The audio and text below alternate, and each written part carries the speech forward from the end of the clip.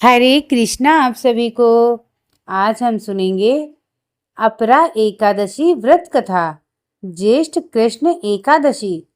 युधिष्ठिर जी कहने लगे कि हे भगवान, ज्येष्ठ कृष्ण एकादशी का क्या नाम है तथा उसका महात्म्य क्या है, सो कृपा कर कहिए।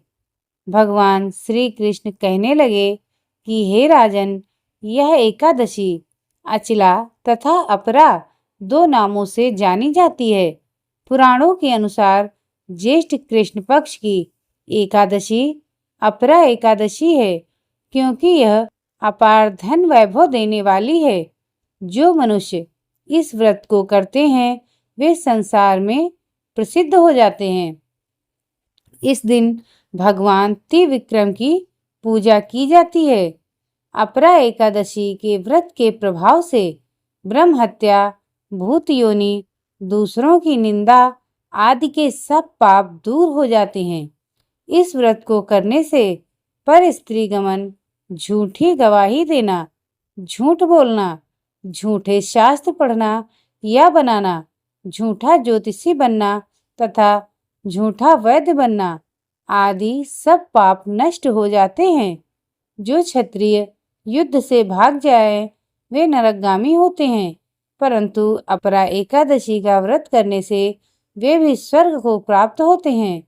जो शिष्य गुरु से शिक्षा ग्रहण करते हैं फिर उनकी निंदा करते हैं वे अवश्य नरक में पड़ते हैं, मगर अपरा एकादशी का व्रत करने से वे भी इस पाप से मुक्त हो जाते हैं। जो फल तीनों पुष्कर में कार्तिक पूर्णिमा को स्नान करने से या गंगा तट पर पितरों को पिंडदान करने से प्राप्त होता है, वही अपरा एकादशी का व्रत करने से प्राप्त होता है। मकर के सूर्य में प्रयागराज के स्नान से, शिवरात्रि का व्रत करने से, सिंह राशि के बृहस्पति में गोमती नदी के स्नान से, कुंभ में केदारनाथ के दर्शन या बद्रीनाथ के दर्शन, सूर्य ग्रहण में कुरुक्षेत्र के स्नान से, स्वर्ण दान करने से अथवा अर्धप्रसूता गौदान से जो फल मिलता है वही फल अपरा एकादशी से मिलता है। यह व्रत पाप रूपी वृक्ष को काटने के लिए कुल्हाड़ी है, पाप रूपी ईंधन को जलाने के लिए अग्नि, पाप रूपी अंधकार को मिटाने के लिए सूर्य के समान, मृगों को मारने के लिए सिंह के समान है। अतः मनुष्य को पापों से डरते हुए इस व्रत को अवश्य करना चाहिए। अपरा एकादशी का व्रत तथा भगवान का पूजन करने से मनुष्य सब पापों से छूटकर विष्णु लोक को जाता है। इसकी प्रचलित कथा के अनुसार प्राचीन काल में महीध्वज नामक एक धर्मात्मा राजा था। उसका छोटा भाई वज्रध्वज बड़ा ही क्रूर, अधर्मी तथा अन्यायी था। वह अपने बड़े भाई से द्वेष रखता था। उस पापी ने एक दिन रात्रि में अपने बड़े भाई की हत्या करके उसकी देह को एक जंगली पीपल के नीचे गाड़ दिया। इस अकाल मृत्यु से राजा प्रेत आत्मा के रूप में उसी पीपल पर रहने लगा और अनेक उत्पात करने लगा।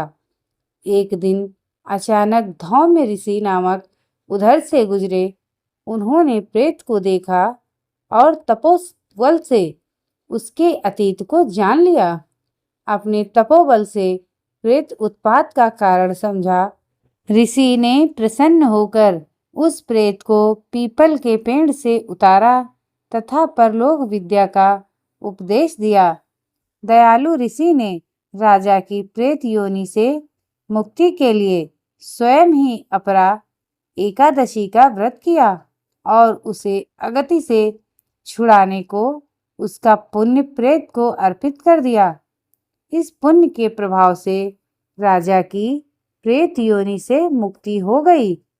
वह ऋषि को धन्यवाद देता हुआ दिव्य देह धारण कर पुष्पक विमान में बैठकर स्वर्ग को चला गया।